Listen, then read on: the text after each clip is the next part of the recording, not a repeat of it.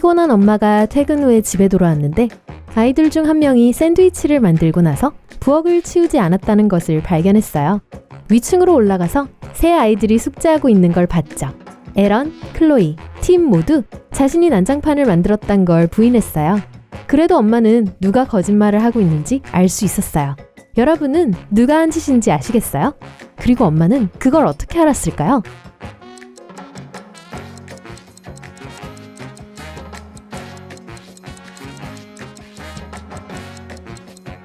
칼 오른쪽에 버터가 있으니 샌드위치를 만든 사람은 왼손잡이입니다. 왼손잡이 아이는 한 명밖에 없는데 그건 바로 팀입니다. 추운 가을날이에요. 집에서 핫초콜릿을 마시며 영화를 보고 계시네요. 밖에서 릴리, 라일리, 톰, 마크 이렇게 이웃 아이들 4명이 놀고 있습니다. 갑자기 여러분이 돌아서자마자 공이 창문을 깨뜨리고 아이들은 도망을 쳤습니다. 누구의 짓인지는 알 수 없고 아무도 자백하지 않았어요. 하지만 저녁 늦게 릴리에게서 쪽지를 받게 됩니다. 릴리는 친구들을 고자질하고 싶진 않았지만 착하고 정직한 소녀로서 그냥 입을 다물고 있을 순 없었어요. 그래서 릴리는 여러분에게 약간의 힌트가 담긴 쪽지를 주었어요. 쪽지에는 물음표만이 있었습니다.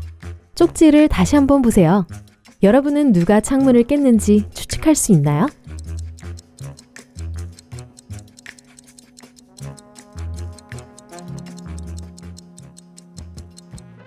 물음표는 영어로 퀘스천 마크입니다. 그러니까 마크가 공을 던진 게 분명해요.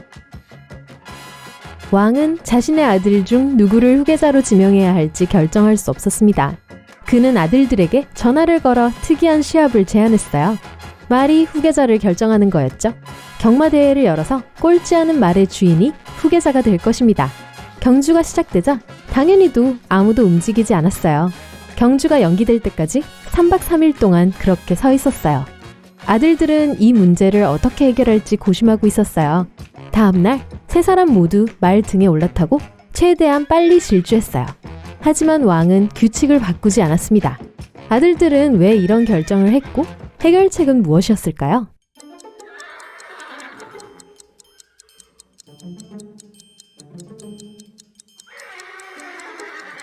아들들은 말을 바꾸기로 결정했던 거예요. 이제 각 형제의 말이 먼저 도착하도록 하기 위해 빠르게 질주를 한 것입니다. 대낮에 여러분은 세계에서 가장 유명한 악당들의 지하 감옥에 갇히게 되었습니다. 이곳에서 가능한 한 빨리 탈출해야 합니다. 첫 번째 문 뒤에는 조커가 기다리고 있어요. 두 번째 문을 열면 프레디의 피자 가게 속 프레디와 마주치게 될 거예요. 세 번째 문 뒤에는 기묘한 이야기의 데모고르곤이 기다리고 있습니다. 선택은 여러분의 몫이에요.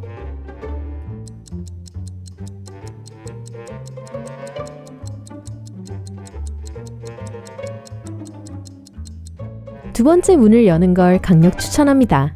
프레디는 밤에만 일어나기 때문에 낮에는 위험하지 않거든요. 한 도시의 은행에서 한낮에 아무도 눈치채지 못한 채 모든 돈이 사라져버렸습니다. 창고 안에는 쪽지 한 장만이 바닥에 놓여 있었고 텅 비어 있었어요. 쪽지에는 37738이라는 숫자가 적혀 있었습니다. 경찰은 이 도시에서 가장 잘 알려진 범죄자 벨, 조나스, 스티브 3명을 체포했지만 이 중 누가 범죄를 저질렀는지 알아내지 못했습니다. 경찰은 힌트를 얻기 위해 형사를 불렀고 그는 즉시 정답을 알아냈습니다. 여러분도 아시겠나요?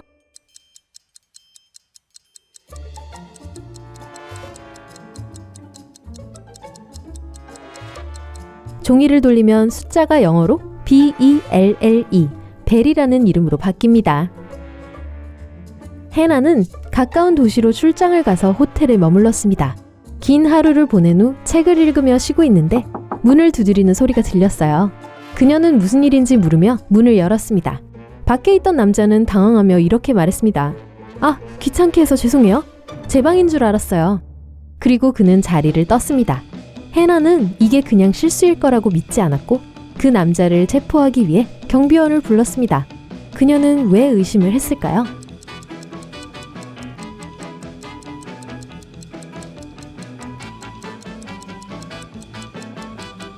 문제는 그 남자가 노크를 했다는 거죠.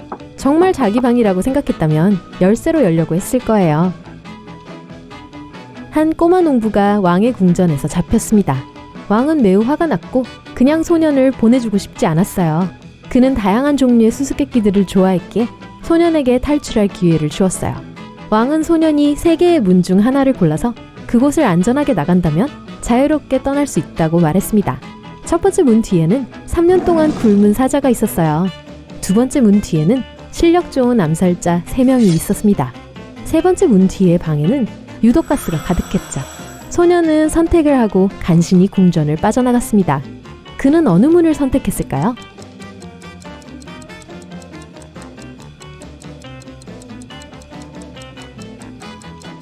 첫 번째 문을 사용했어요. 만약 사자가 3년 동안 먹지 못했다면 살아남지 못했을 거예요. 뼈와 가죽만 남았겠죠?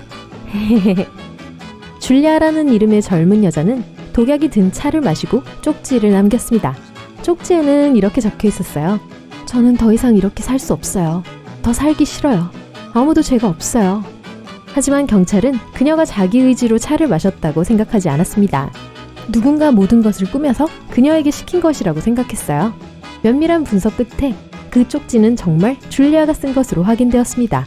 그럼에도 경찰관은 유죄인 사람을 체포했어요. 그 집에는 오직 3사람만이 있었습니다.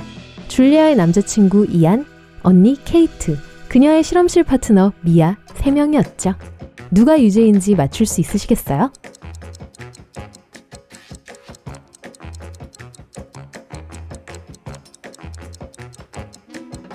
각 문장의 첫 글자를 합치면 그녀의 남자친구의 이름인 이안이 됩니다. 그는 마치 자살이 그녀의 선택인 것처럼 보이게 하기 위해 그녀에게 쪽지를 쓰겠지만 줄리아는 경찰에게 힌트를 남겼습니다. 한 남자가 건물 3층에서 떨어졌어요. 그는 괜찮았지만 기억을 잃고 무슨 일이 일어났는지 모르는 상태였습니다. 조금 전에 누군가가 창문을 닫고 있었는데 어떤 사고가 난 게 분명하다고 모두 생각했죠. 하지만 한 형사는 그것이 사실인지 확인하기로 했습니다. 그는 3층으로 걸어 올라가 창문을 열고 동전을 던졌습니다. 그는 돌아와서 그 남자는 스스로 떨어진 게 아니라 누군가가 그를 밀어낸 거라는 걸 밝혀냈습니다. 형사가 어떻게 알았을까요?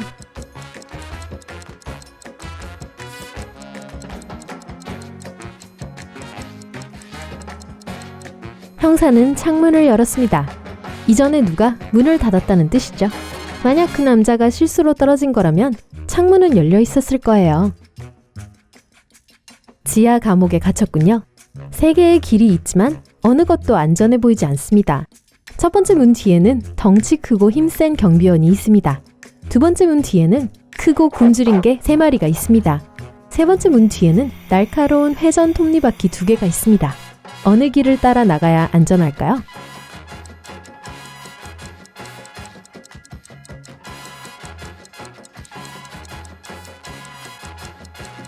세 번째 문이요. 톱니바퀴가 꽤 높은 곳에 있으므로 그 아래로 기어가면 됩니다. 모두가 이미 잠든 시간, 여러분과 친구는 매우 늦게 집에 돌아왔습니다. 아무도 여러분이 외출한 것을 몰랐고 또 알아서도 안 됐죠. 문 위에 비밀번호의 나머지 부분을 입력하라는 설명이 있었습니다. 친구가 비밀번호를 까먹었는데 10초 안에 입력하지 않으면 보안 경보가 울리게 됩니다. 여러분은 누락된 숫자가 무엇인지 추측하실 수 있나요?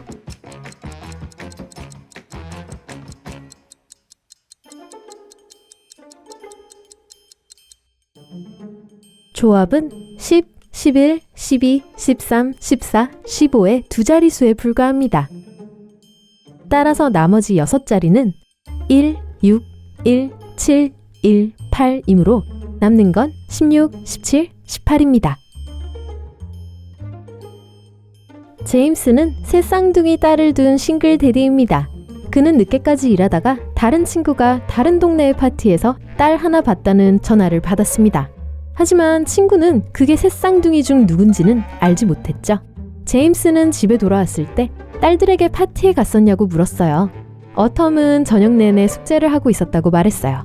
세레나는 밖에서 책을 읽으며 하루를 보냈다고 말했어요.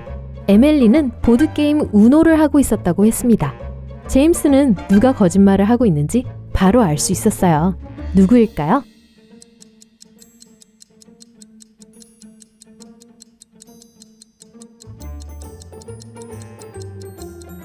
에밀리입니다. 혼자 우노를 할 수는 없죠? 파트너가 필요했을 거예요. 깊은 숲에서 길을 잃었군요. 날이 어두워지고 있어요. 숲에서 밤을 보내고 싶지 않다면 즉시 숲 밖으로 나가야 합니다. 운 좋게도 마녀가 사는 작은 판잣집을 지나치게 되었어요. 마녀는 여러분이 수수께끼를 풀면 탈출구를 알려주겠다고 약속을 했어요. 수수께끼는 다음과 같습니다. 아바의 엄마에겐 3명의 딸이 있습니다.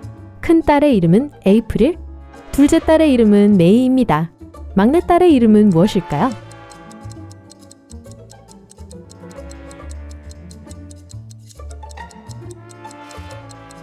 아바의 엄마라고 했으니 막내딸의 이름은 아바죠. 스테파니는 직장에서 피곤한 하루를 보내고 집에 왔습니다.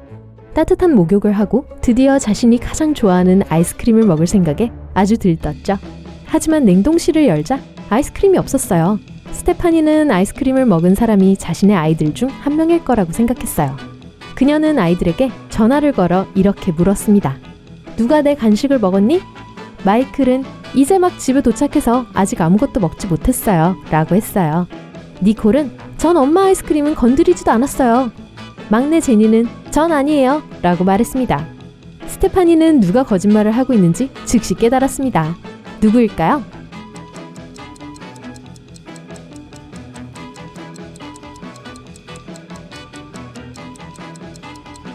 니콜이었어요.